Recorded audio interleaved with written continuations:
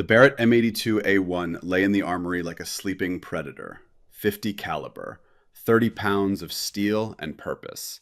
The kind of weapon that didn't just end threats, it erased them from existence at distances most men couldn't even see clearly. Sloane Garrett stood 3 feet from the glass partition, close enough to see her reflection superimposed over the rifle. Close enough to remember. Touch that rifle without my direct order, Garrett, and you're finished.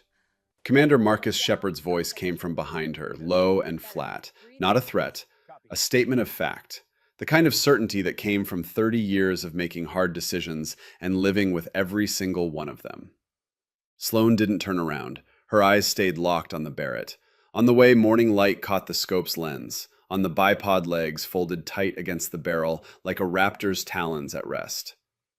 Not suspended, Shepard continued, stepping beside her. Not transferred. Finished. Do you understand me, petty officer?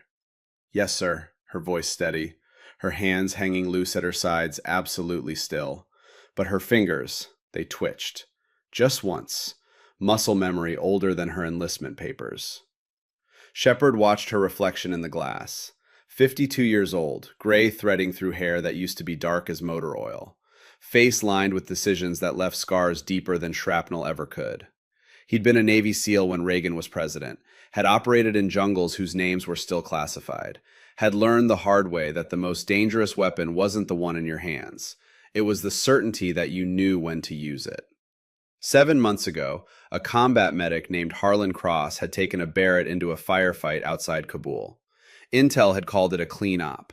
3 minutes in, fog rolled through the valley like God pulling a curtain across the stage. Cross panicked, fired through the white, hit an Allied vehicle. 2 Marines died before anyone understood what happened. Cross never fired another round. Medical discharge. Last Shepard heard, the kid couldn't sleep without medication and couldn't look at his own hands without seeing blood that wasn't there.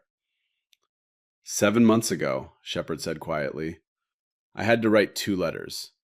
2 families. Explaining how their sons died because someone thought they could handle a weapon they had no business touching. Sloane's jaw tightened.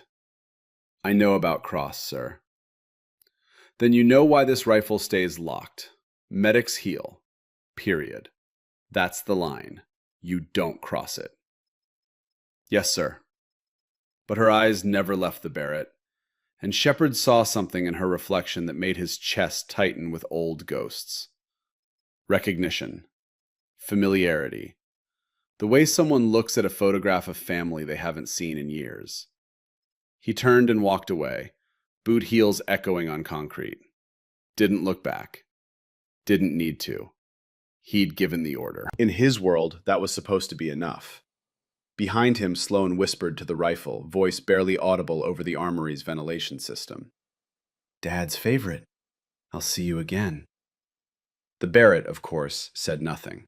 But if metal could remember, if steel could hold the ghost of every hand that ever gripped it, this one would have recognized her touch, would have known the bloodline, would have known it was only a matter of time. The Arizona desert in summer feels like God's own furnace. Heat that doesn't just warm, it punishes, makes the air shimmer and dance, turns the horizon into a liquid thing, constantly moving, never quite where your eyes tell you it should be. August 2010. Sloane Garrett was 12 years old. Her father, Master Sergeant Cole Garrett, knelt beside her in the shadow of a weathered outcrop. Delta Force, 3 tours deep into Afghanistan, back stateside for 30 days before the next deployment. Most fathers taught their daughters to ride bikes or braid hair. Cole taught his daughter to read wind. You see that dust devil, he asked, pointing to a spiral of sand dancing across the flats, maybe 400 meters out. What's it telling you? Sloane squinted through the spotting scope, tracking the miniature tornado as it waltzed left to right. Winds moving west to east, maybe 5 miles per hour? 6, but close enough. Cole adjusted the rifle on its bipod, an M24, not the Barrett, she wasn't ready for that monster yet, and tapped the elevation knob. At this distance, that wind pushes your round about 8 inches right. You don't compensate. You miss your target by the width of a man's chest. He stepped back. let her settle behind the rifle. Watched as she pressed her cheek to the stock, found the scope's eye relief, let her breathing slow. Heart rate, kiddo. What's it doing? Slowing down? Good. Let it drop below 70 if you can. When you can count the beats, when you can feel the space between them, that's when you squeeze. The target was a steel plate hung from a wooden frame. Nothing fancy, just a circle of metal painted white, already pockmarked from previous sessions. 300 meters downrange, which might as well have been 3 miles to most 12-year-olds. Sloane breathed. 4 counts in, 7 counts hold, 8 counts out. Her heart slowed. The world narrowed. The desert fell away until there was only the reticle, the target. The wind she couldn't see but had learned to read in dust and heat shimmer and the way her father's voice carried on the air. She squeezed. The rifle barked. Recoil shoved her shoulder, familiar now after 2 summers of this. Downrange, the steel plate sang out with that distinctive ring that means center mass, dead on, no argument. Cole smiled. Rare thing, that smile. He rationed them like water in the desert. That's my girl. Summer turned to fall, turned to winter. Cole deployed, came back, deployed again. Each time when he returned, they'd drive out to the desert and he'd teach her something new. Windage, elevation, how to read a mirage, how to judge distance without a rangefinder, how to know, really know, when the shot was right. Spring of 2011, when Sloane was 15, Cole brought something different to the range. The Barrett M82A1. Sloane had seen pictures, knew the specs because her father made her memorize them like Bible verses. 50 caliber, effective range over a mile, recoil that could break an unprepared shooter's collarbone, used by military snipers worldwide for material destruction and anti-personnel operations at extreme distances. But seeing it in person, laid out on the shooting mat like some kind of mechanical dragon, that was different. You sure about this, Dad? Cole was checking the rifle, function test, magazine seated properly, scope mount tight. You've been shooting the M24 for 3 years. Your groups at 500 meters are better than most men I've served with. You're ready. It's gonna knock me on my ass. Probably. He looked up, met her eyes. But you need to know what this feels like, because someday, he stopped, looked away toward the horizon. When he spoke again, his voice carried weight that hadn't been there a moment before. Someday, you might need to understand what responsibility feels like. Real responsibility. The kind that kicks back. Sloane settled behind the Barrett. The rifle was massive compared to the M24. Heavier, meaner. She adjusted her position, checked her natural point of aim, let the crosshairs settle on a target 800 meters distant. Remember, Cole said softly, this isn't about killing. It's about understanding power, what it costs, what it demands. Most people go their whole lives without knowing the weight of this kind of choice. I need you to know it, just in case. In case of what? In case the world asks more from you than you plan to give. She breathed, squeezed. The Barrett roared. The world became noise and force. The recoil slammed into her shoulder like a mule kick, drove her back, spun her halfway around. She landed on her back in the dirt, ears ringing, shoulders screaming, eyes watering from the concussive blast. Cole was there in an instant, kneeling beside her. You okay? Sloane blinked up at the sky, cloudless, impossibly blue. Her shoulder throbbed, her ears rang, but downrange, through vision still slightly blurred, she could see the target, dead center. She started laughing. Couldn't help it. The absurdity of it. 15 years old, knocked flat by a rifle that weighed as much as a small child, and she'd still hit the goddamn target. Cole helped her up, and she saw something in his face she'd never seen before. Pride, yes, but also sadness. The kind that comes from knowing something precious won't stay safe forever. That kick you felt, he said, that's responsibility. Every trigger pull, every round downrange, it pushes back, reminds you what you're doing. The Barrett doesn't let you forget, doesn't let you pretend it's anything other than what it is. He pulled her close, kissed the top of her head. You have the gift, kiddo. Better hands than mine, steadier. But I pray to God you never have to use it in anger. I pray you get to live a life where shooting paper targets is the closest you ever come to this. But if the world doesn't give you that choice, he picked up the Barrett, held it between them. If the world asks and you have to answer, then you do it right. You do it for the right reasons. Heal when you can, fight when you must, but always, always know which one the moment requires. That's wisdom. That's what separates warriors from killers. Sloane nodded, rubbing her shoulder. I understand, Dad. I hope you never have to. July 2014. Temperature outside the house in Tucson hit 108 degrees by noon. Inside, the air conditioner labored against the heat, making the windows sweat with condensation. Sloane was 16, junior year ahead of her. SAT scheduled, college applications looming, normal teenage concerns in a world that still felt mostly normal. The knock on the door came at 1400 hours exactly, military precision even in delivering nightmares. Two uniformed officers, Army, their faces professionally neutral. They'd done this before, would do it again.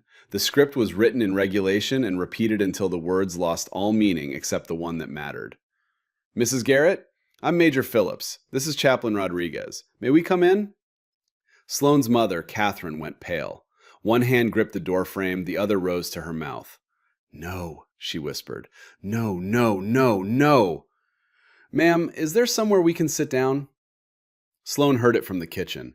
Heard the tone, the careful gentleness that only comes when breaking the unbearable. She dropped the glass she'd been holding. It shattered on the tile. She didn't notice. By the time she reached the living room, her mother was on the couch, Major Phillips kneeling in front of her, speaking words Sloane would remember forever. Master Sergeant Cole Garrett was killed in action on July 22nd during combat operations in Kandahar Province, Afghanistan. He was providing sniper overwatch for a platoon under heavy enemy fire when the rest disappeared into static, into the sound of her mother's screaming, into the way the world suddenly tilted sideways and nothing would ever be level again.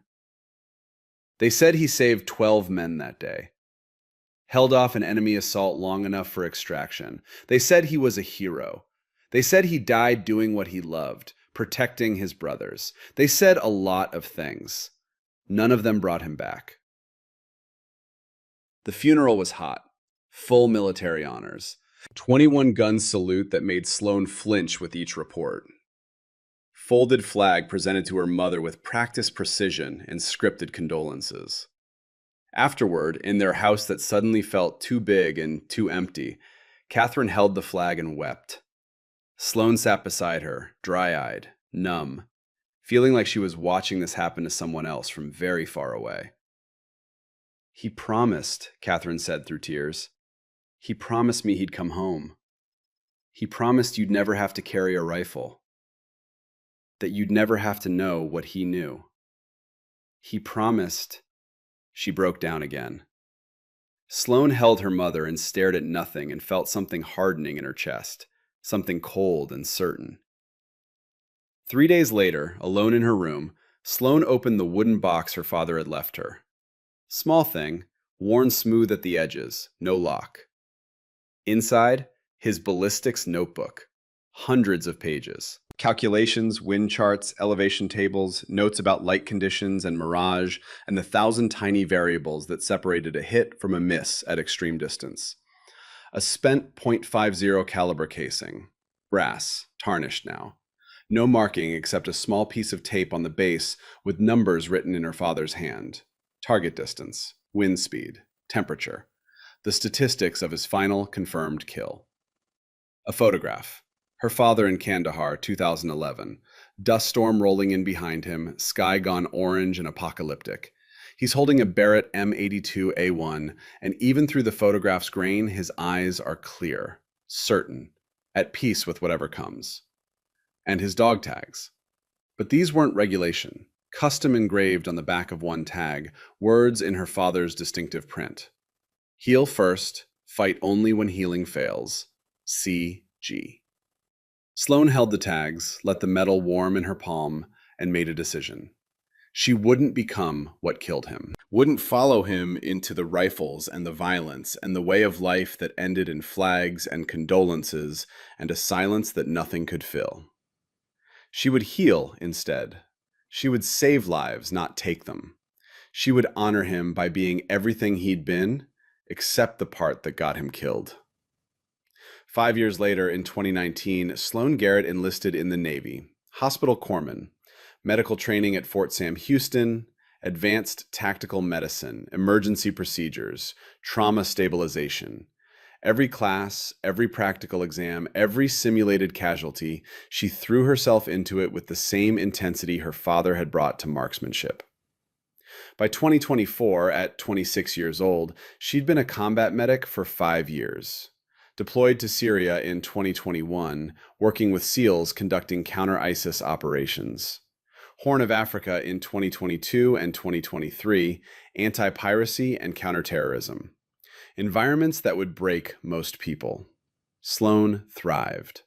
Her record spoke for itself. 53 confirmed lives saved directly through her medical intervention.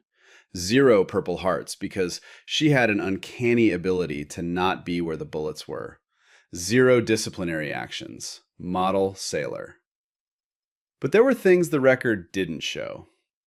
Didn't show the nights she spent on the range, 2,200 to 400 hours, when insomnia made sleep impossible and muscle memory demanded maintenance. Didn't show the forged permission slips that got her range time and ammunition. Didn't show how she could field strip an M4 blindfolded, how her groupings at 300 meters would make most infantry Marines jealous, how she still practiced the breathing her father taught her, even though she'd promised herself she'd never need it. Didn't show the wooden box under her bunk, still holding the same 4 items, plus the layers of memory she'd built around them. Her teammates saw a medic, competent, reliable, maybe a little too quiet, a little too intense, but everyone had their quirks. Chief Warrant Officer Dalton Wade, the team's lead sniper, saw something else. "You shoot?" he asked her once, 6 months into her first deployment. They were in a forward operating base, cleaning weapons after a patrol. Dalton was working on his M24, methodical, the way a surgeon approaches an incision. "Qualified expert marksman at basic," Sloan said, not looking up from the medical supplies she was inventorying. "But that's not my job." "Didn't ask about your job. Asked if you shoot." She met his eyes. Dalton was 48, going gray, face weathered by 28 years of looking at the world through a scope. Eyes that saw details other people missed. "My father taught me," she said finally, "before he died." "Cole Garrett, Delta Force, I know." Sloan went still. "How?" "Ran in the same circles. Never met him, but I knew guys who did. They said he could shoot the eyes off a gnat at 1,000 meters. Said his daughter was even better, but he kept her away from the life." Dalton reassembled his rifle with practiced ease. "You still practice?" "Sometimes." "How sometimes?" "Often enough." He studied her, and something passed between them. Understanding, maybe, or recognition. "Your secret's safe," he said. "But Garrett, if the day comes when we need you to be more than a medic, don't hesitate. Hesitation kills more people than bullets ever do." "That day won't come, Chief. I made a promise." "We all make promises," Dalton said softly. "Then the world shows up and asks which ones we really meant."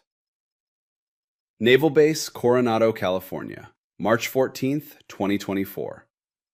The briefing room smelled like bad coffee and the particular breed of anxiety that comes before operations. 14 people crammed into a space designed for 10.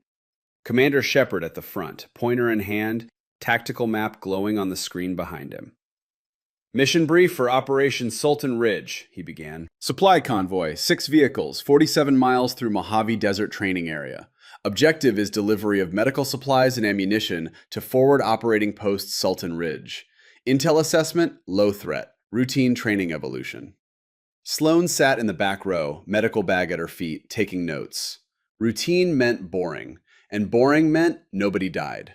She'd take boring every single time. "Vehicle assignments," Shepard continued. "Vehicle 1, Myself, Command Element, 2 Marines. Vehicle 2, Chief Wade, Primary Sniper, Petty Officer Drummond, Spotter. Vehicle 3, Petty Officer Stone, Petty Officer Webb. 4, Garrett Medical, Corpsman Lee. 5 and 6, Marines, Supplies. Dalton caught her eye from across the room, gave a slight nod. No particular meaning, just acknowledgement.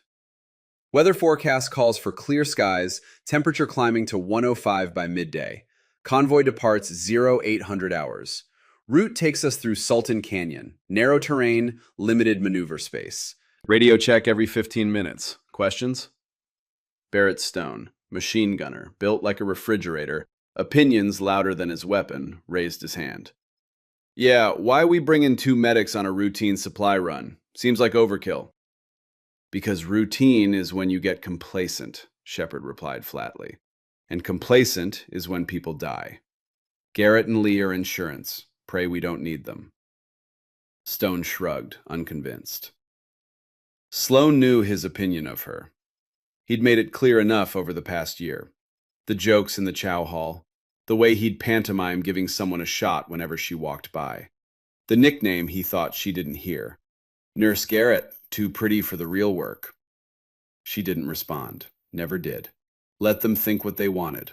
Underestimation was its own kind of armor. Dismissed, Shepard said. Vehicle check in 30 minutes. We roll at 0800 sharp. The room cleared. Sloane stayed behind, double-checking her medical supplies. Morphine, hemostatic gauze, tourniquets, chest seals, IV kits.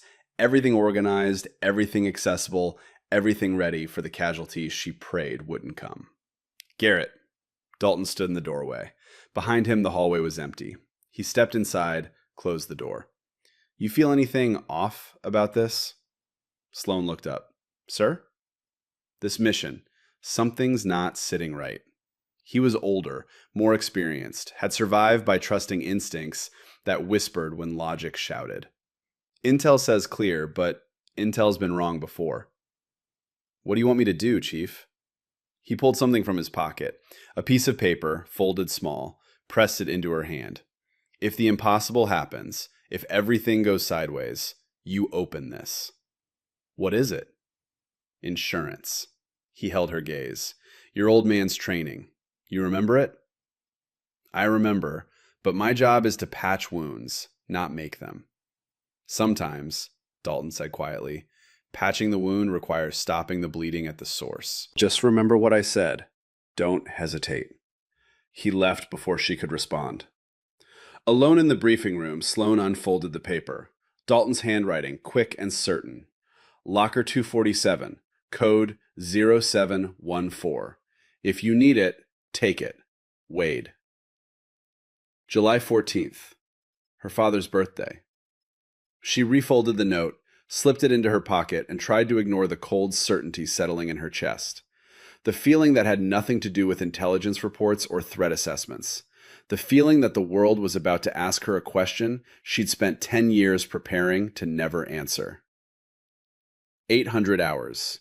Temperature already climbing toward 90. 6 Humvees lined up outside the motor pool, engines running, exhaust shimmering in morning heat. Sloane climbed into Vehicle 4. Corpsman Lee, 22, nervous, first deployment, sat beside her, clutching his aid bag like a life preserver. First convoy? Sloane asked. Yes, ma'am. Petty officer. Relax. It's routine. We'll be fine. Through the windshield, she could see Vehicle 2. Dalton was securing his Barrett M82A1 in its case. Movements efficient, no wasted motion. 28 years of this. How many rounds fired? How many lives saved or ended through that scope? Shepard's voice crackled over the radio. All vehicles, comms check. One by one, they reported in, green across the board. Convoy, this is actual. We are Oscar Mike. Maintain interval, maintain comms discipline. Let's make this boring.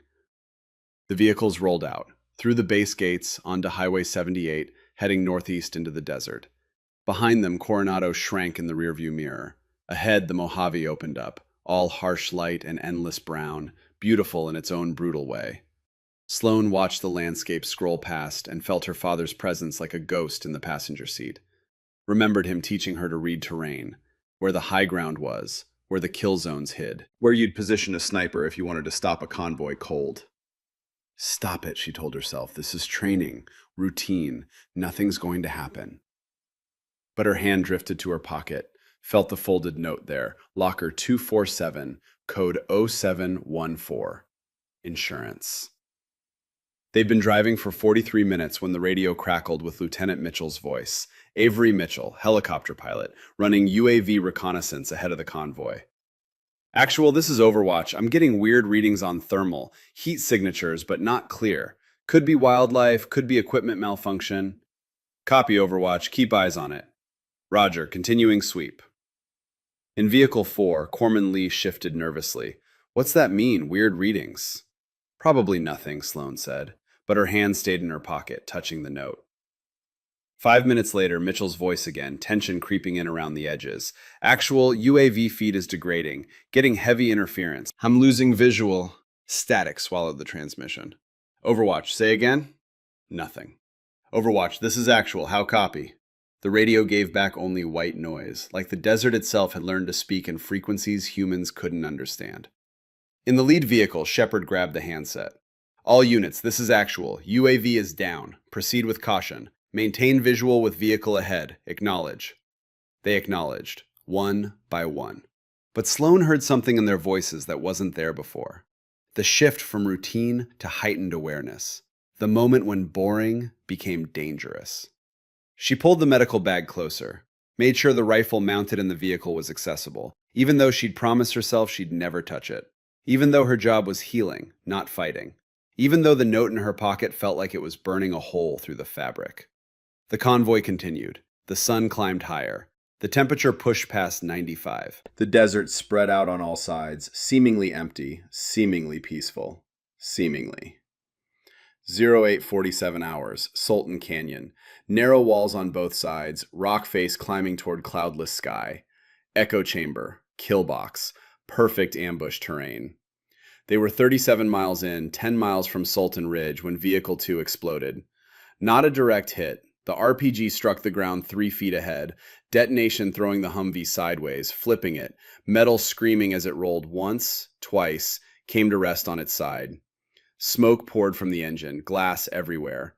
The Barrett case flew out, tumbled across rocks, came to rest 80 feet up the ridge. Sloane watched it happen in the strange slow motion that combat brings, watched the vehicle flip, watched Dalton's arm hanging limp out the shattered window, watched the rifle, her father's rifle, the Barrett, landing on stone like a fallen angel. Then time snapped back to full speed and the world became noise. Contact front! RPG! RPG! Gunfire erupted from 3 directions. North Ridge, East Canyon, South Outcrop. Coordinated. Professional. Not training, not routine. Real. Shepard's voice on the radio, controlled but urgent. All units, return fire. Wade, we need sniper support. But Wade wasn't responding. Vehicle 2 was smoking and silent, and everything was going wrong in the particular way things go wrong when the universe decides to test every promise you ever made. Sloane didn't think. Thinking came later. Thinking was for people who had the luxury of time. She grabbed her medical bag, kicked open the Humvee door, hit the ground running. 60 feet to Vehicle 2. Enemy rounds impacting around her, kicking up dirt, singing off metal. She didn't slow down. Reached the overturned Humvee, found Dalton pinned in the wreckage, blood running from his nose, eyes closed, not moving. She checked his pulse, present but weak, checked his breathing, shallow but there. Concussion, possible skull fracture, possible internal bleeding, everything bad. Chief, can you hear me? His eyes fluttered, opened, focused on her face. Garrett, he whispered. The rifle. She looked up the ridge, the Barrett case. 80 feet of vertical climb, under fire. I've got you, Chief. Stay with me. No. His hand gripped her wrist, surprisingly strong. The rifle. You know what to do. From somewhere nearby, Shepard's voice on the radio. Wade, we need sniper support now. Sloane keyed her radio. Actual, this is Garrett. Chief Wade is down. Multiple casualties. I'm treating now. Negative, Garrett. Where's the Barrett? She looked at the ridge again, at the rifle, at the impossible distance and the enemy fire, and the voice of her father in her memory saying, heal when you can, fight when you must. Sir, she said into the radio, the Barrett is on the ridge. I can— Negative! Shepard's voice, harder than she'd ever heard it. That's an order, Garrett. You stay with the wounded. Remember Cross. Remember what happens when medics play sniper. Behind her, someone screamed. Petty Officer Webb, leg torn open by shrapnel. Corpsman Lee, frozen in shock, unable to move. 4 casualties in the first minute. More coming if someone didn't stop the bleeding at the source. Dalton's eyes locked on hers. Go, he whispered.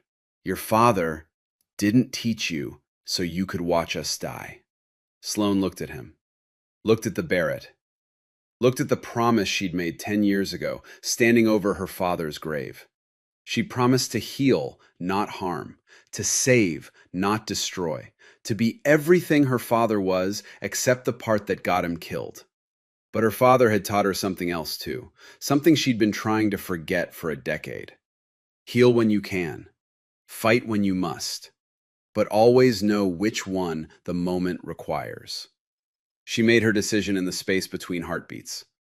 Lee, she shouted, pressure bandage on Chief's head wound. Don't let him move, you understand? Lee nodded, hand shaking but moving. Sloane stood, looked at the ridge, keyed her radio one more time. Commander Shepard requesting permission to retrieve the Barrett. Static. Then Shepard's voice, disbelief and anger in equal measure. Denied. That is a direct order, Garrett. Sir, without sniper support, we're dead in 10 minutes. I said no. Remember Cross. Remember, I'm not Cross, sir. Another burst of enemy fire raked across their position. Stone went down, leg wound. 3 Marines pinned behind Vehicle 5, unable to move. The kill box tightening. Garrett, Shepard said, and his voice had gone quiet, dangerous. If you disobey this order— Then I disobey, sir. She dropped the radio, didn't wait for the response, started climbing. 80 feet of vertical rock face. Surface temperature 118 degrees, hot enough to burn through gloves. Enemy sniper on the south outcrop tracking her movement. 9 shots fired in the first 30 seconds. Missing by inches. Missing by the grace of angles and speed and whatever gods watch over fools who choose impossible tasks. 40 feet up, a grenade landed 12 feet below her. She flattened against the rock. The blast washed over her, shrapnel cutting her left calf. 4 inches of pain and blood, but nothing she could stop for. Wrapped a field dressing one-handed while pressed against stone hot enough to brand. 60 feet. Her hands were bleeding, her legs screaming, her lungs burning from heat and exertion and fear that had nowhere to go but forward.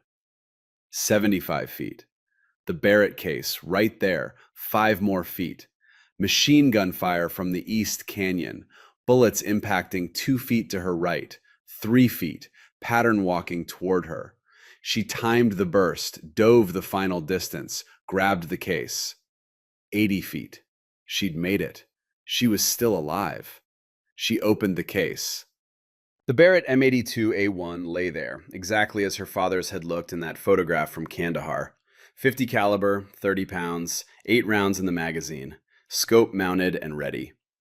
Her hands knew what to do before her mind caught up. Muscle memory, 10 years old, maintained in secret, practiced in darkness, waiting for this moment even as she'd prayed it would never come. The radio crackled, Shepard's voice, and it had changed. Not anger now, not disbelief, something else, something like resignation. Garrett, can you shoot it? She checked the rifle. Function test, magazine seated, bolt smooth, scope tight on its mount. Yes, sir. A pause. 5 seconds that stretched forever. Then, how many rounds do you need? She settled behind the Barrett, let her breathing slow, let the world narrow to what her father had taught her. However many it takes, sir. Another pause. Then Shepard's voice, carrying the weight of command and consequence and everything that comes after. Then you have my authorization, Petty Officer Garrett. Take your shots. I'll take the consequences. Below her, in Vehicle 3, Hawk Drummond's voice, shocked. Sir, you're authorizing— I'm giving her the rifle, Shepard cut him off. She's earned it. Garrett, make them count. Sloane pressed her cheek to the stock, found the scope's eye relief. Looked downrange at the North Ridge, 823 meters, where an enemy combatant was reloading an RPG. Her heart rate was 152, too high. She breathed, 4 in, 7 hold, 8 out. Felt her pulse drop, 78, 72, 68. In the space between heartbeats, she heard her father's voice. You have the gift, kiddo, but I pray you never have to use it in anger. She squeezed the trigger. The Barrett roared, and Sloane Garrett became something she'd promised herself she'd never be. The world would never let her forget. The first shot missed. 823 meters. Wind 5 miles per hour left to right. Elevation 14 degrees uphill.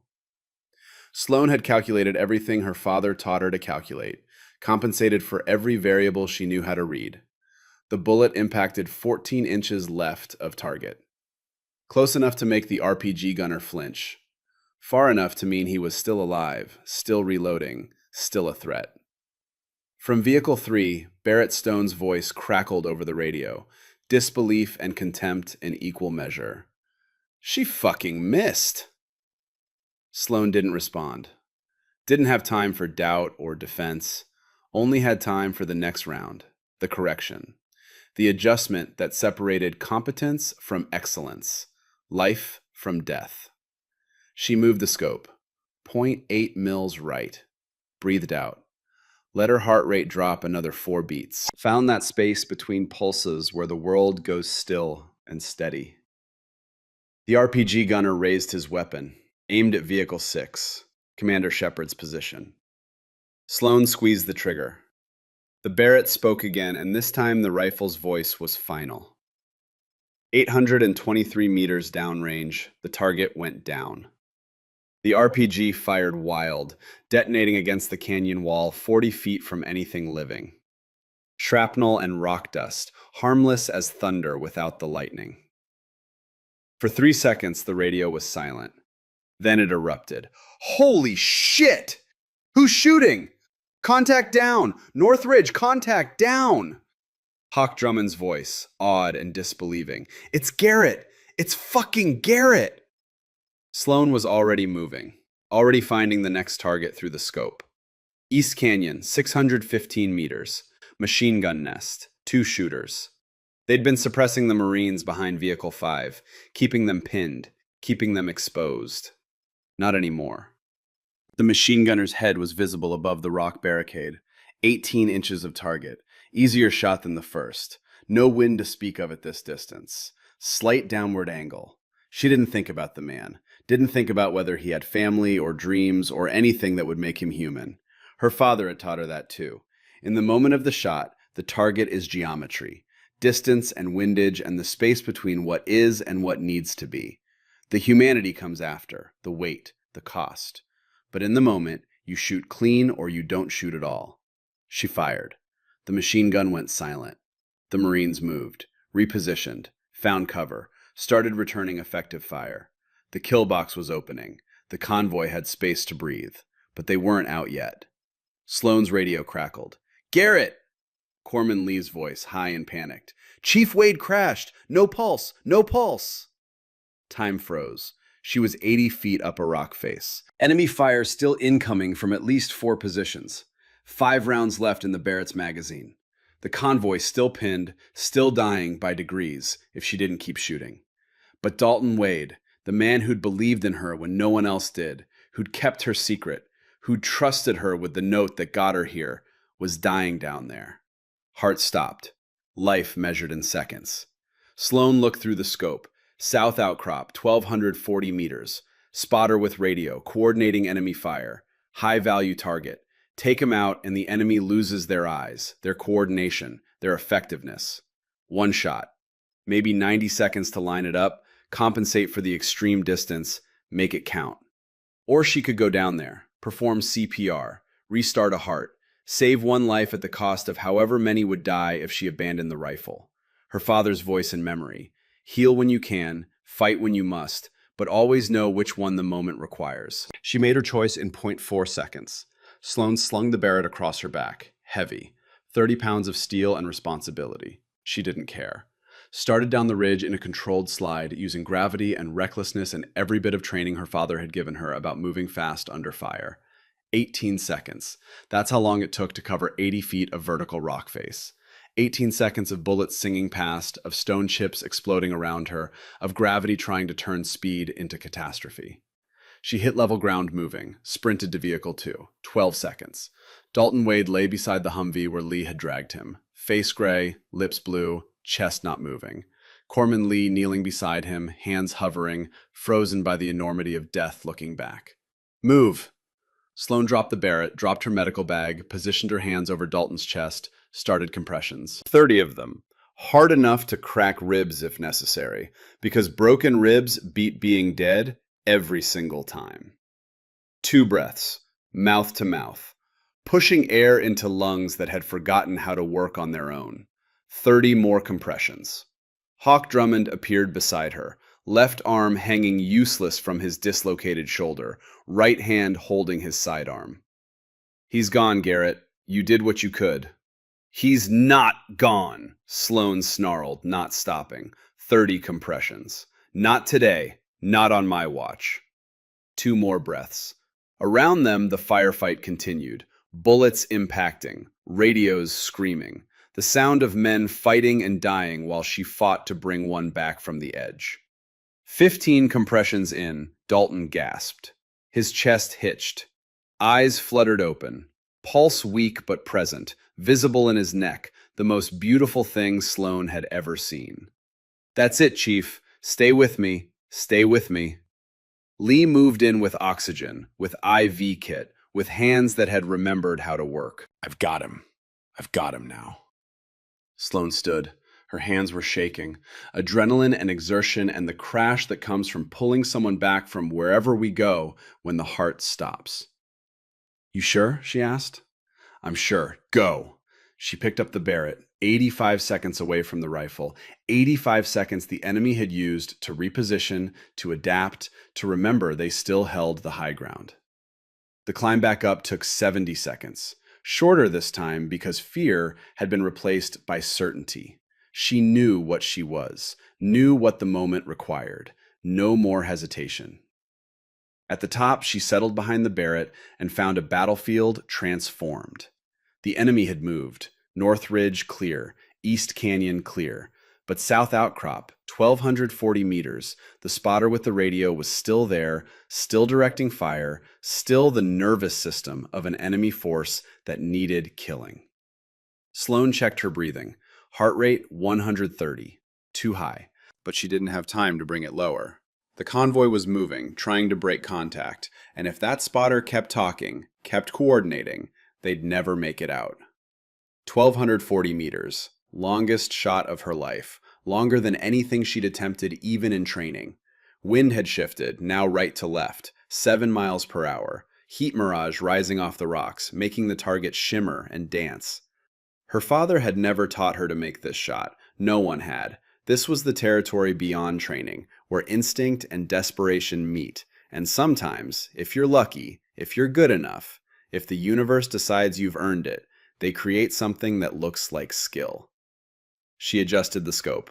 Elevation. Windage. Watched the target through the glass. He was moving.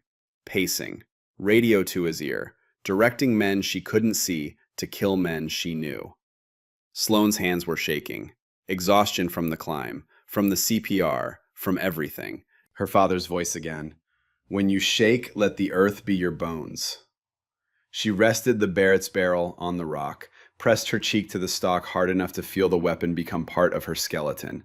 Breathed until the shake minimized, smoothed out, became small enough to work with. Found the space between heartbeats. Squeezed. The Barrett roared. The recoil slammed into her shoulder, familiar now, almost comforting. Downrange, through heat shimmer and distance, she watched.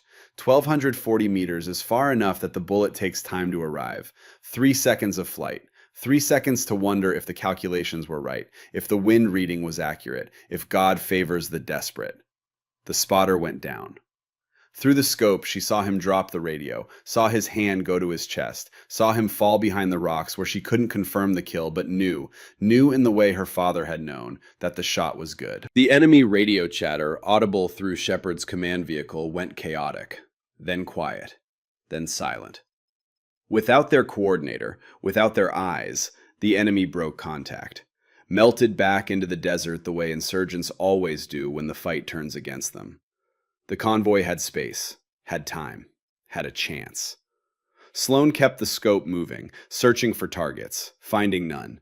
The battlefield was emptying like water from a broken glass, enemy combatants recognizing defeat and choosing survival. She had 5 rounds left. Didn't fire them. Her father had taught her that too. Every bullet you don't fire is one you don't have to justify. Her radio crackled. "Garrett, status." Shepard's voice, calm now, the kind of calm that comes after crisis, when the shooting stops and the accounting begins. 5 rounds remaining, sir. No targets visible. I think they broke contact. Casualties? Chief Wade stable. Multiple wounded, all receiving treatment.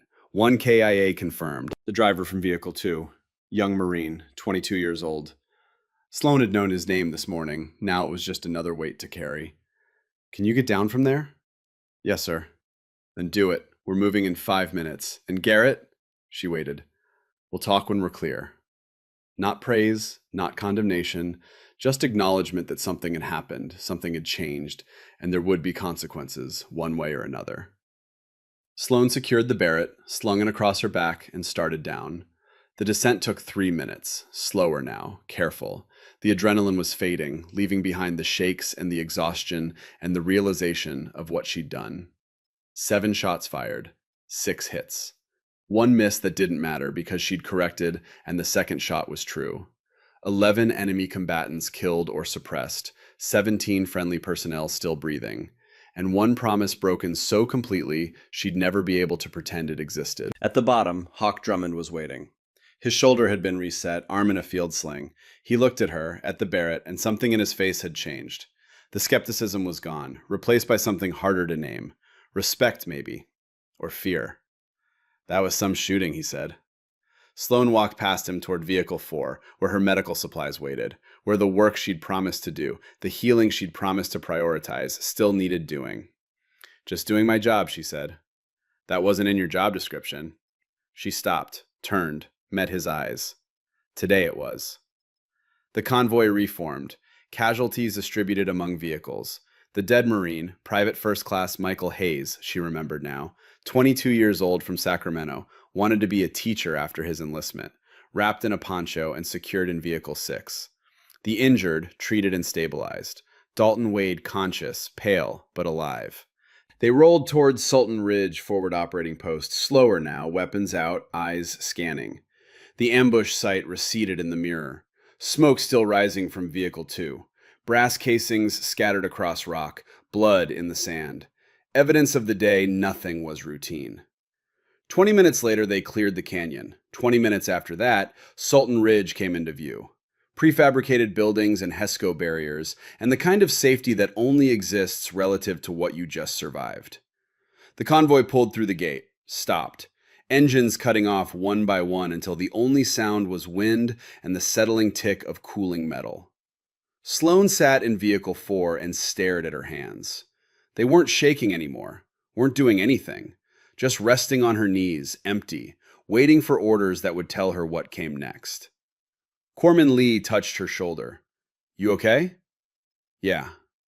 "That was incredible, what you did. I've never seen..." "Lee, ma'am, I need you to not talk about it right now, okay?" He nodded, didn't understand but respected the request, left her alone in the Humvee with the Barrett lying across the bench seat and the weight of 7 shots settling into her bones the way recoil settles into bruises. Outside, Commander Shepard was organizing the chaos. Medevac for the urgent wounded, casualty report for the KIA, weapons accountability, all the procedures that turn combat into paperwork, violence into statistics.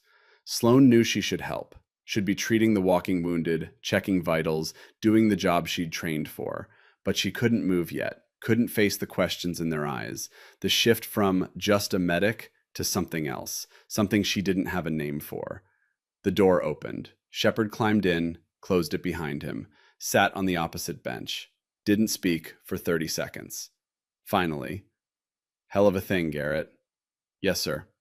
"You disobeyed a direct order." "Yes, sir." And you saved this entire convoy from being wiped out. Sloane looked up, met his eyes, saw something there she hadn't expected. Not anger, not even disappointment, just exhaustion. The kind that comes from making impossible choices and living with the outcomes. "I'm sorry, sir, for disobeying, but I'm not sorry for taking the shot." Shepard nodded slowly. "There'll be a debrief, investigation. We'll sort this out at Sultan Ridge." He stood. "Tonight, after we secure the base, meet me at the armory. There's something I need to give you." He left before she could ask what. The afternoon dissolved into procedure: medical checks, statements, casualty reports. Private First Class Hayes prepared for transport home. Sloane treated wounds, checked vitals, changed bandages, did the work she'd promised to do. But the team looked at her differently now. Barrett Stone approached. "I was wrong," he said. "About you. About what you could do. I'm sorry."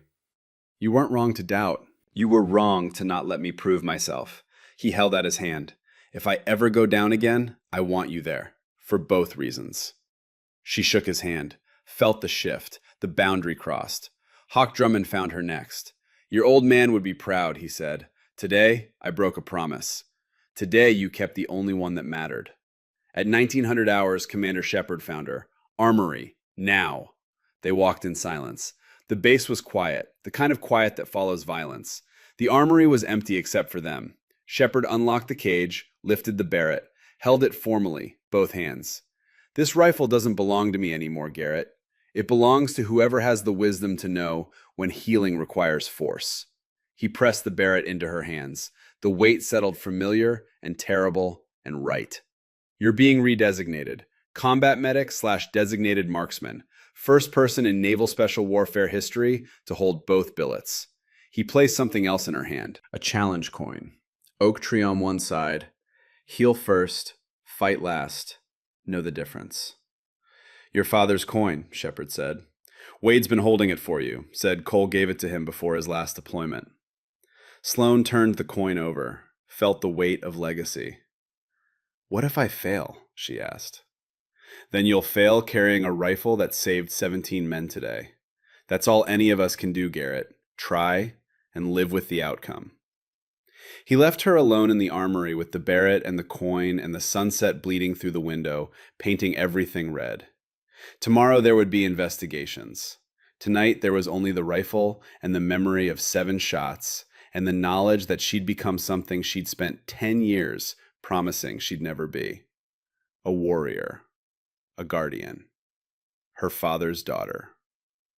The desert wind blew, and somewhere between memory and moment, Sloane Garrett walked into the night, carrying weight that would never feel light, but might, someday, feel right. 2 days passed like a fever dream.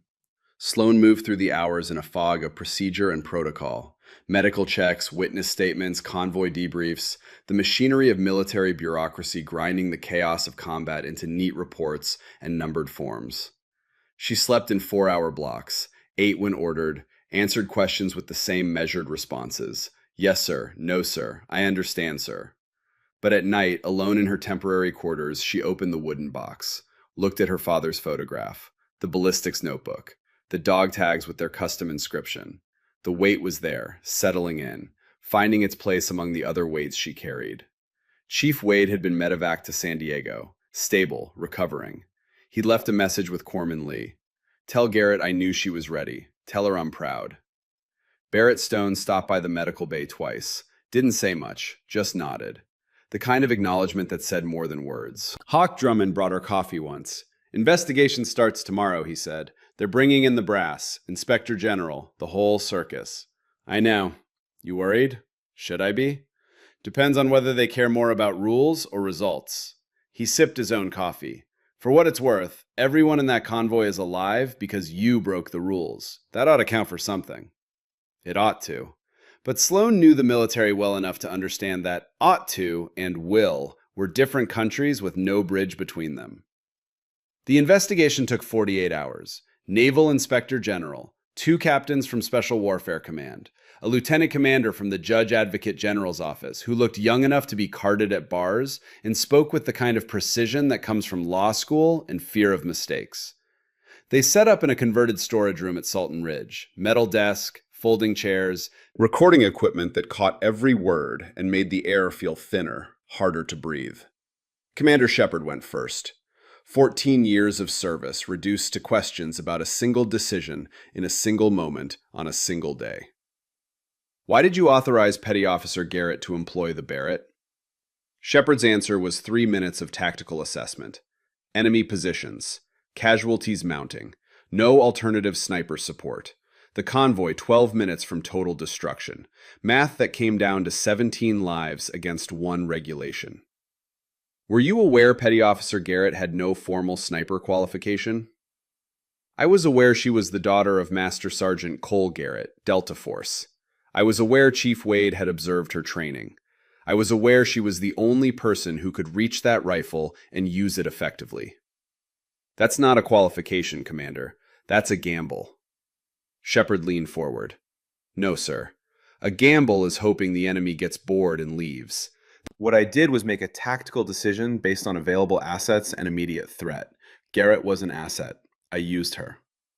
The questions continued, circling, probing for doubt or error or anything that would make the decision look like panic instead of command.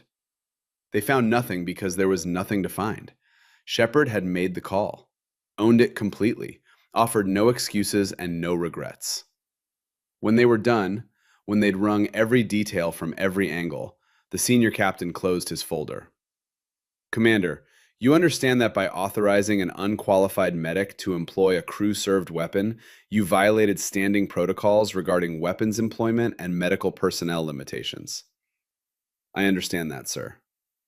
You also understand that the outcome, however favorable, doesn't necessarily justify the decision. I understand that too, sir. Then help me understand why you're not showing any concern about potential consequences to your career. Shepard met the captain's eyes, held them. Because 17 men went home to their families. Because Private First Class Hayes was the only body bag we filled. Because in 30 years of making decisions, this is the first one I'd make exactly the same way if I had to do it again. The room went quiet. The kind of quiet that comes before judgment or understanding, and sometimes both. Finally, the captain nodded. Stand by, Commander. We'll reconvene tomorrow after interviewing Petty Officer Garrett. They called her in next. Sloane walked into that converted storage room wearing her service uniform, shoes polished, hair regulation tight. She'd slept 4 hours in the past 2 days. Her leg wound throbbed where shrapnel had opened her calf. The bruise on her shoulder from the Barrett's recoil had turned purple and yellow, a map of consequences spreading across skin. She sat, gave her name and rank and service number, waited while they arranged papers and activated recording equipment, and prepared to dissect the day her life split into before and after. Petty Officer Garrett, how long have you been a qualified marksman? Since basic training, sir. Expert marksman rating. That's rifle qualification, not sniper, not crew-served weapons. Are you claiming expertise you don't possess? No, sir. I'm claiming competence my father taught me and I maintained through unofficial practice. The JAG officer leaned in. Unofficial practice, meaning unauthorized range time, meaning you violated base protocols to train on weapons outside your military occupational specialty. Yes, sir. And you feel no remorse for these violations? Sloane thought about that, about the nights spent practicing, about the forged permission slips and the ammunition she'd requisitioned under creative interpretations of inventory rules, about every small betrayal of regulation that had led to 7 shots that saved 17 lives. I feel remorse that I had to violate protocols, she said carefully, but I don't regret being prepared when the moment came. They walked her through the ambush, step by step, shot by shot. Why she'd climbed the ridge against orders, why she'd left the rifle to perform CPR, why she'd returned, Why she'd taken shots at extreme distance without spotter support or formal clearance. At any point, did you consider that you were unqualified for the task you were attempting? No, sir. Why not? Because my father taught me to shoot before the military taught me to follow regulations. And in that moment, shooting mattered more. The JAG officer frowned. That's a dangerous philosophy, petty officer. Yes, sir. So is dying because someone who could help chose not to. Silence.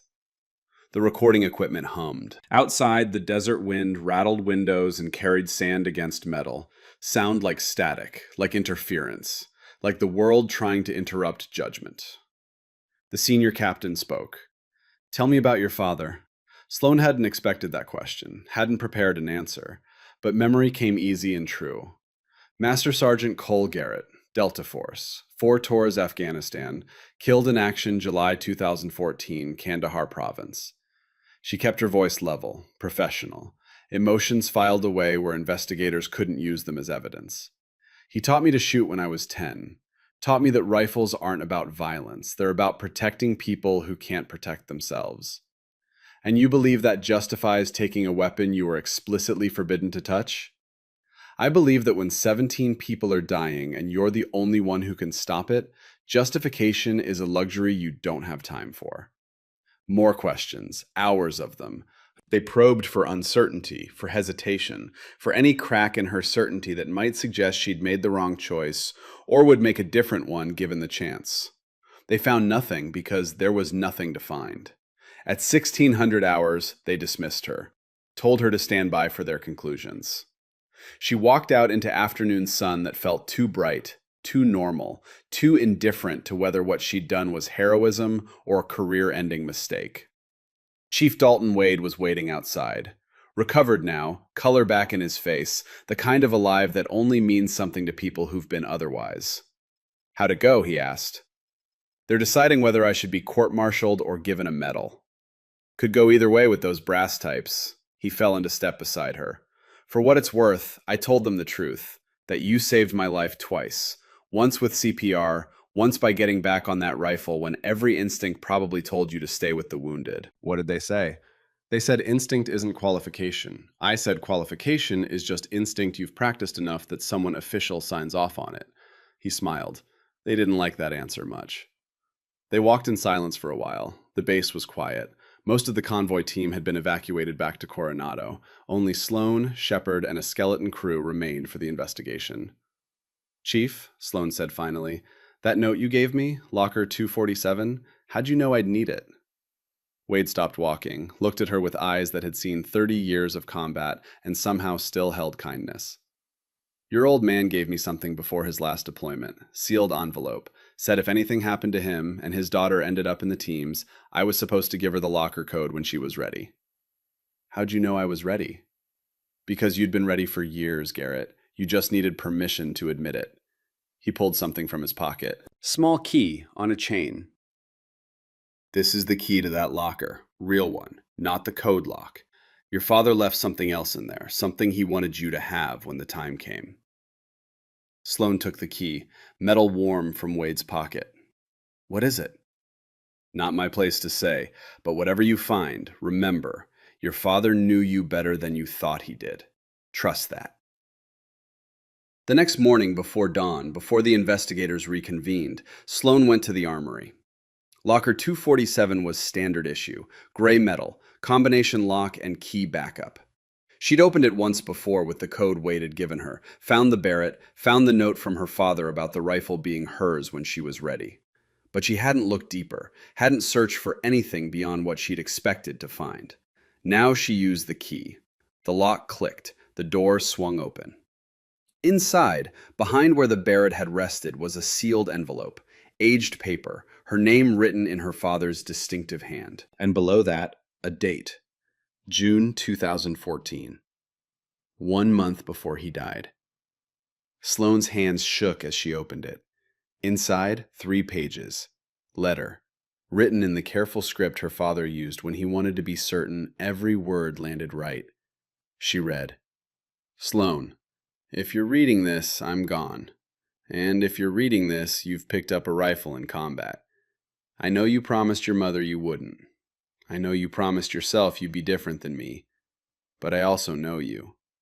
When people you love are dying, promises become flexible. The Barrett I'm carrying in Kandahar right now has saved 40 men in the last 2 months. Not because I killed 40 enemies, because the enemy knows I'm here. They think twice before attacking. They hesitate. And in that hesitation, my brothers live. That's what you need to understand, baby girl. A rifle in the right hands doesn't take life. It guards it. It creates space for healing. It makes the wolves think twice before attacking the sheep. You have the gift. Better than mine, probably. Your hands are steadier. Your heart is clearer. Your judgment is sound. Don't be afraid of the rifle. Be afraid of not using it when someone needs you to. I've watched you grow up torn between healing and fighting, between who I am and who your mother wants you to be, between the promise you made and the ability you were born with. Here's the truth I wish someone had told me earlier. You don't have to choose. The best warriors are healers. The best healers understand when healing requires force. Your hands can hold a needle and a trigger. Your mind can calculate dosages and windage.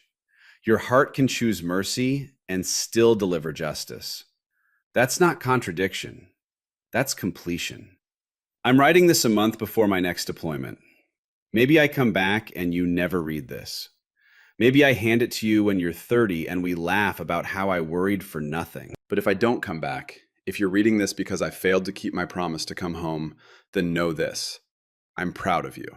I'll always be proud of you.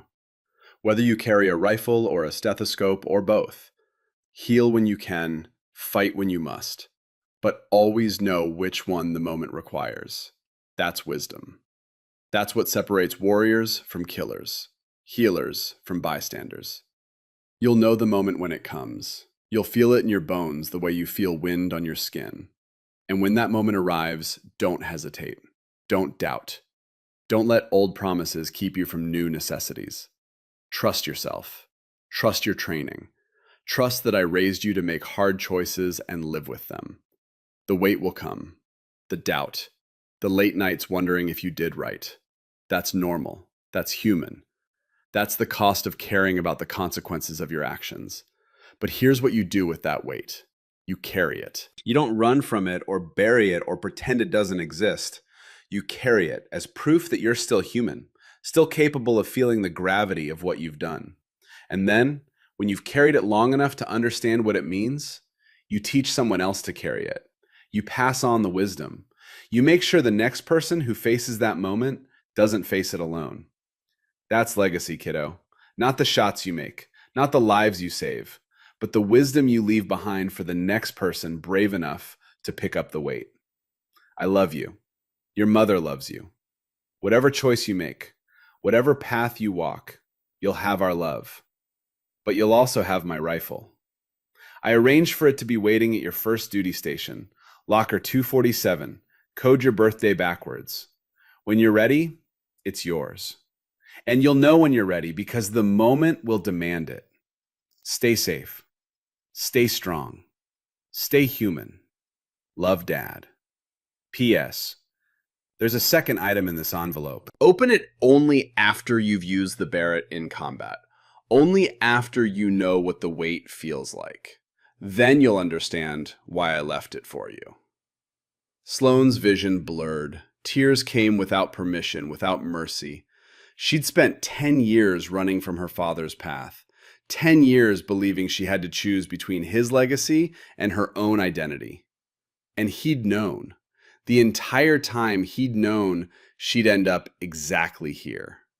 She wiped her eyes, looked back in the envelope, found the second item, a photograph. Her father in Kandahar, 2011. But not the one she'd seen before. This was different. He was kneeling beside a wounded soldier, Barrett propped against nearby wall, both hands working to stop bleeding from the soldier's leg. Medical kit open, face intense with concentration. On the back, her father's handwriting. Mission 47. Saved PFC Morrison. Used the rifle to create safe space for treatment. Both jobs in one day. Both jobs matter. Below that, sometimes being a warrior means knowing when to put the rifle down. Sometimes being a healer means knowing when to pick it up. You'll figure out which is which. I trust you. Sloane held the photograph, looked at her father being exactly what he'd tried to teach her to be. Not warrior or healer. Both. Integrated. Complete. She folded the letter carefully, slipped it into her pocket with the photograph, closed the locker, stood in the empty armory, and felt something shift in her chest. Not the breaking of promises, the completion of them. She'd promised to honor her father, not by being exactly like him, but by being fully herself. Healer and warrior. Needle and trigger. Both hands working toward the same goal. Keeping people alive. At 900 hours, the investigators reconvened. Commander Shepard and Sloane sat across from them. The recording equipment hummed. Papers rustled. The senior captain cleared his throat. We've reviewed all testimony, examined all evidence, consulted relevant protocols and precedents. He paused. This is an unusual case. Petty Officer Garrett violated standing orders. Commander Shepard authorized actions outside normal weapons employment procedures. By strict interpretation of regulations, both of you should face disciplinary action. Sloane felt Shepard tense beside her. But neither of them spoke, just waited for the judgment that would define what came next. However, the captain continued, regulations exist to protect lives and accomplish missions. In this case, the violation of protocol directly resulted in both outcomes. 17 personnel survived an ambush that would have resulted in total convoy destruction. Mission objective was achieved. No friendly fire incidents, no collateral damage, tactical success achieved through unorthodox means. He closed the folder, looked at them both. Commander Shepard, you made a tactical decision under extreme circumstances. While we don't recommend it as standard procedure, we find no grounds for disciplinary action. Your assessment of available assets and immediate threat was sound. Shepard nodded once. Professional, giving nothing away. Petty Officer Garrett, the captain's gaze shifted. Your actions present a more complex situation. You deliberately maintained skills outside your designated specialty. You violated range protocols. You disobeyed a direct order, albeit briefly, before that order was rescinded. Sloane's chest tightened. Here it came. The consequences. The price for saving lives through broken rules. However, your medical record is exemplary. 53 lives saved through direct intervention. Your marksmanship, while unconventionally maintained, proved effective and necessary. Your judgment under fire, leaving the rifle to perform CPR on Chief Wade before returning to sniper duties, demonstrates exactly the kind of prioritization we need in combat medical personnel. He opened a different folder, official looking, command letterhead. Effective immediately, you are hereby redesignated as Special Amphibious Reconnaissance Corpsman, with additional specialty code for Designated Marksman. This is the first such dual designation in naval special warfare history. Your primary duty remains medical. Your secondary duty, to be employed only when tactically necessary, is precision fire support. Sloane couldn't breathe, couldn't process. They weren't ending her career. They were expanding it. Barrett M82A1 serial number PO-1847 is officially assigned to you. You will complete formal sniper qualification within 6 months. You will develop training protocols for integrated medical tactical operations. You will, essentially, become the model for a program that doesn't yet exist, but clearly needs to. The captain stood. Everyone else stood with him. You saved 17 lives, Petty Officer. Now save more by teaching others how to do what you did. Dismissed. Outside in the sun, Shepard turned to her. How's it feel, Garrett? Like I just got promoted and court-martialed simultaneously. He laughed. Actual laugh. First time she'd heard it. Welcome to leadership. Every decision feels like that. What happens now? Now you go back to Coronado, complete your formal qual, develop the training program, and figure out how to teach people something you learned by instinct and necessity. He held out his hand. Good work, petty officer. Your father would be proud. She shook his hand, felt the weight of everything that had happened settle into place. Not light, never light, but bearable. Thank you, sir, for giving the order, for taking the risk. You earned it long before I authorized it. I just stopped pretending otherwise. 7 weeks later, back at Coronado, Sloan stood in front of a classroom. 16 students, 11 men, 5 women. Mix of SEALs, combat medics, and special warfare operators who'd heard about Sultan Ridge and wanted to understand how one person with a rifle and medical training had changed the outcome of an entire engagement. This course is called Integrated Combat Medicine, she began. You're here to learn when to heal and when to fight. More importantly, you're here to learn how to know the difference. She pulled up a tactical map on the screen behind her. Sultan Ridge, the ambush site, 7 shots marked with red dots. I'm not going to tell you this was easy. I'm not going to pretend I didn't spend 3 nights after this engagement staring at the ceiling, wondering if I did the right thing. The weight is real. The doubt is real. Anyone who says otherwise is lying or hasn't carried it long enough. She paused. Let that sink in. Saw recognition in some faces, uncertainty in others. But here's what I learned. The rifle and the medical kit aren't opposites. They're tools. Different tools for different problems. Your job, our job, is to know which problem you're facing and use the right tool. Chief Wade entered from the back. Recovered now, retired officially, but back as a contractor instructor. He nodded to her. Permission. Support. You'll learn ballistics and trauma medicine, windage and dosage, how to read terrain for sniper positions and casualty collection points, how to transition from shooting to healing in seconds, how to carry weight that never gets lighter but might eventually feel right. She picked up the Barrett from its case on the desk, the same rifle, the same weight, the same responsibility that had transformed her from medic to something more. This rifle saved 11 people at Sultan Ridge, but you know what saved 17? She set it down, picked up her medical bag. Knowing when to use this instead. That's what we're here to learn. Questions? A young corpsman raised her hand. Ma'am, how do you live with the weight, the people you had to shoot? Sloan recognized her. Reese Holland, 23, eager, scared.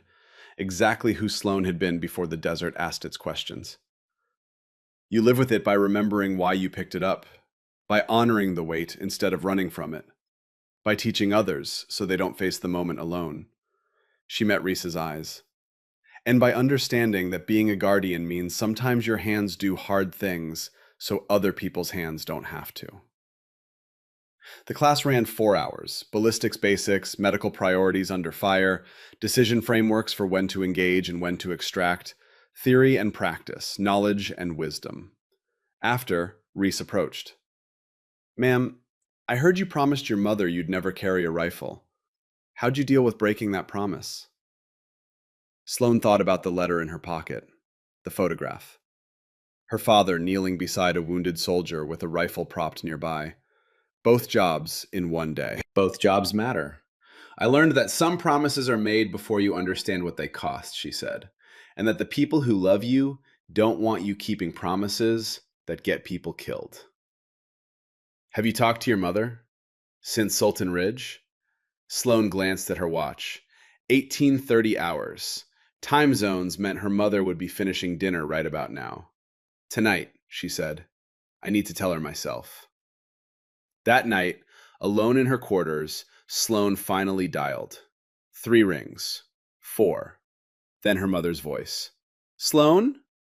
Hi, Mom. I heard about what happened. About the convoy. Your commander called me. Told me what you did. Sloan's chest tightened. Mom, I know I promised. He told me you saved 17 people. He told me you used your father's rifle. Her mother's voice was tight, controlled, the way it got when she was holding back tears, or rage, or both. He told me you knew exactly when to fight and when to heal. Silence stretched between them. Sloan could hear her mother breathing, could almost see her standing in the kitchen in Tucson, one hand gripping the counter, the other holding the phone too tight. Mom, I'm sorry. I know what I promised at Dad's funeral. I know I said I'd never. Your father had a letter. Her mother's voice cracked on the word father. Sealed. He made me promise to open it only if you ever picked up a rifle in combat. I didn't want to open it. I wanted to believe you'd never have to. That you'd stay safe doing the healing work and someone else would do the other part. What did it say? A long pause, then her mother's voice, softer now. It said he knew you'd end up exactly where you are. That you had the gift and the heart to use it right. That I should be proud instead of afraid. A shaky breath. It said our daughter would become something neither of us imagined. Better than warrior. Better than healer. Both. Tears came. Sloane didn't stop them. I'm sorry, Mom. I know it's not what you wanted for me. What I wanted? Her mother laughed, bitter and wet. I wanted your father alive. I wanted you to never know what it feels like to take a life. I wanted you safe in some hospital somewhere, saving people without having to... She trailed off. Without having to kill? Yes. Quiet, honest. Is that so wrong? No, but it's not the world we live in. Another pause. Then her mother's voice, different now, resigned but not defeated. I know. Your father knew. He tried to protect you from it, tried to give you a choice. But he also prepared you for it, because he loved you enough to know you'd do the right thing even when it was the hard thing. Sloane wiped her eyes. Are you angry with me? I'm terrified for you. There's a difference. Her mother took a breath. But I'm also proud. Your commander told me you left the rifle to save that chief's life. That you did CPR while bullets were flying. That you chose healing first, even when you had the power to keep fighting. That's what Dad taught me. I know, and I hated him for it, for putting that weight on you, for making you capable of... She stopped, started again. But you used it right. You knew when to heal and when to fight. That's the gift, not the shooting, the knowing. They sat in silence for a moment. Two women connected by a man who died teaching one how to kill and the other how to let go. Come home when you can, her mother said finally. Let me see what you've become. Let me see my daughter, who's both things at once. I will, soon, I promise. I know you will. And Sloane, your father was right. You do know which moment requires which hand. Keep knowing that. Keep being that. But come home alive. That's my only requirement now. Yes, ma'am. I love you, baby. I love you too, Mom.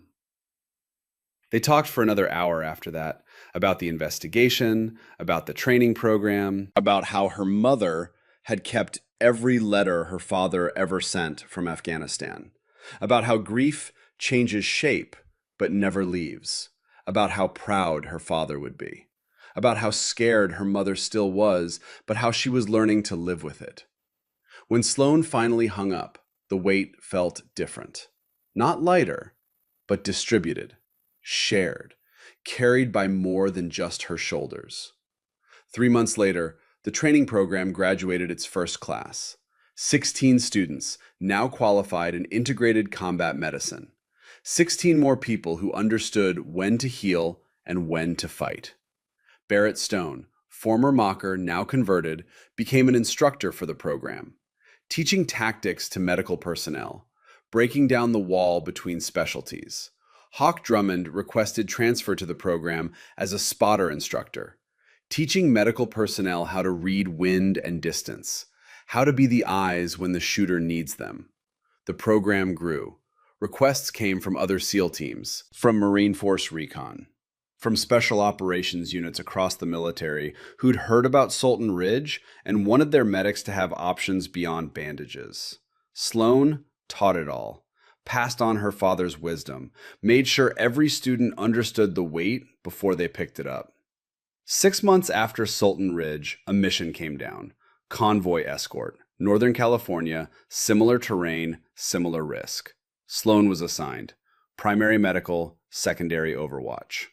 The convoy rolled out at dawn. 6 vehicles, same configuration, same hope that routine meant boring.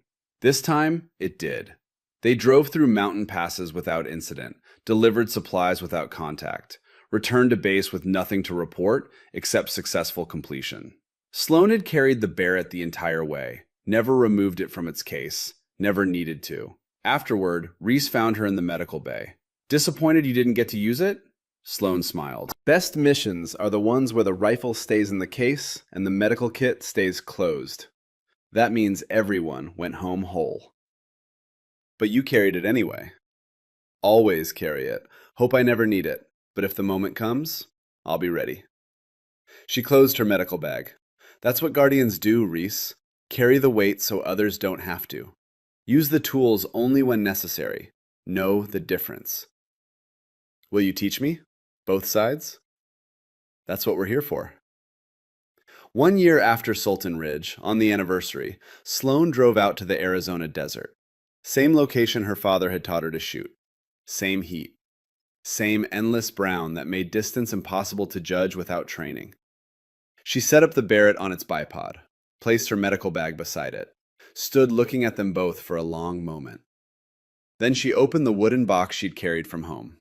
Her father's ballistics notebook, the spent casing from his final confirmed kill, the photograph of him in Kandahar, his dog tags.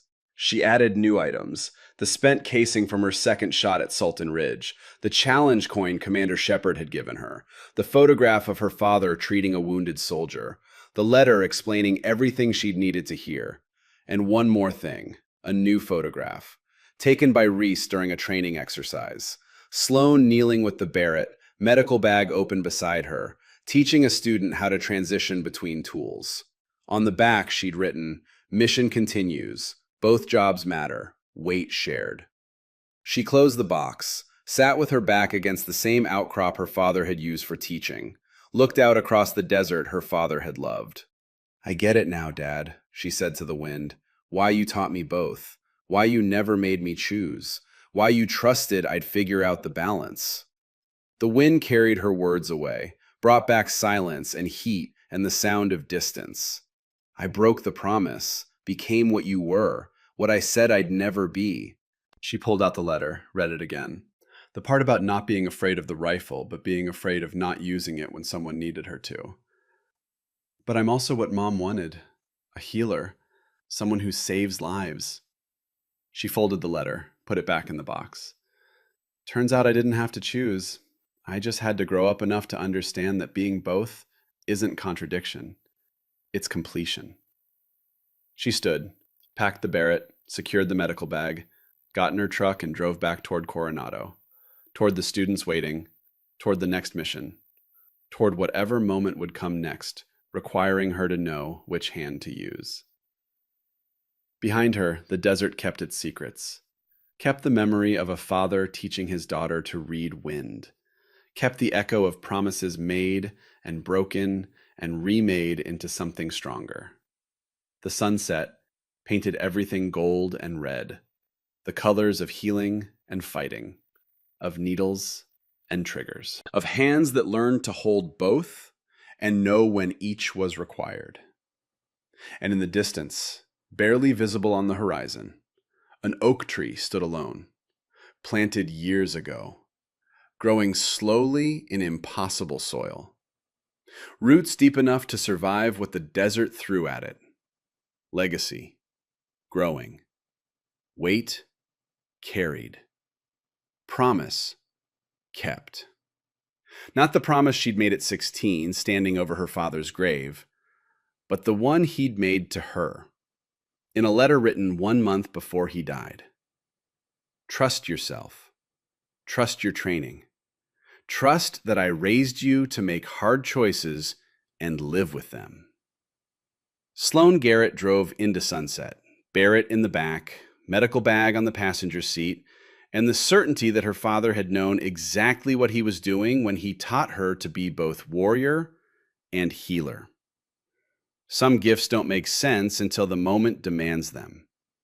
Some promises don't break, they evolve. Some weights never get lighter. But carried long enough, shared widely enough, honored deeply enough, they become something else. Not burden, purpose. The truck disappeared into distance. The desert settled into night. And somewhere in the space between memory and moment, a father's pride and a daughter's wisdom became the same thing. Legacy. The kind that saves lives with both hands. The kind that knows which one to use when. The kind worth carrying, no matter how heavy. Forever.